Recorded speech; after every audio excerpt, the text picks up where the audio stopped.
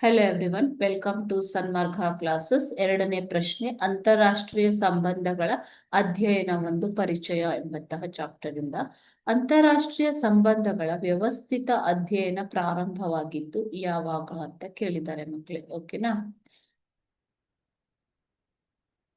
Option A Woodrow Wilson ಪೀಠದ ಸ್ಥಾಪನೆಯೊಂದಿಗೆ, option B school of foreign service ಪ್ರಾರಂಭದ ನಂತರ, ಆಪ್ಷನ್ ಸಿ ವಿಶ್ವಸಂಸ್ಥೆಯ ಸ್ಥಾಪನೆಯೊಂದಿಗೆ ಮತ್ತು ಆಪ್ಷನ್ ಡಿ ಅಂತರ್ ಸರ್ಕಾರದ ಸಂಘಟನೆಗಳ ಸ್ಥಾಪನೆಯೊಂದಿಗೆ. ಓಕೆನಾ?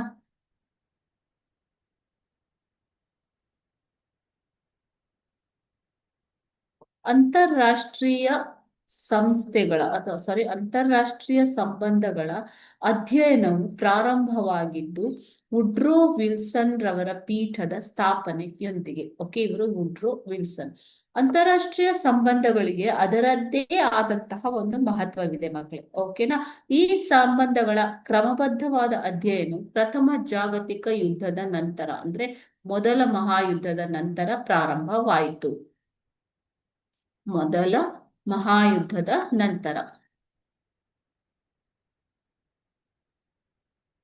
ಪ್ರಾರಂಭವಾಗತ್ತೆ ಮಕ್ಕಳೇ. ಓಕೆನಾ? ಅಮೆರಿಕ, ಬ್ರಿಟನ್ ಮತ್ತು ಸ್ವಿಟ್ಜರ್ಲ್ಯಾಂಡ್ ನಂತಹ ದೇಶಗಳ ವಿಶ್ವವಿದ್ಯಾನಿಲಯಗಳು ಅಂತಾರಾಷ್ಟ್ರೀಯ ಸಂಬಂಧಗಳ ವ್ಯವಸ್ಥಿತ ಅಧ್ಯಯನವನ್ನ ಪ್ರಾರಂಭ ಮಾಡ್ತಾರೆ.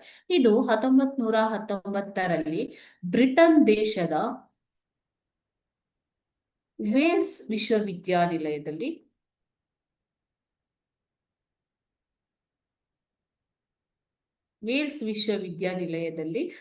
ವುಡ್ರೋ ವಿಲ್ಸನ್ ಪೀಠವನ್ನು ಪ್ರಾರಂಭ ಮಾಡುವ ಮೂಲಕ ಸಾಕಾರಗೊಳ್ಳುತ್ತೆ. ಓಕೆನಾ? ವುಡ್ರೋ ವಿಲ್ಸನ್ ಪೀಠ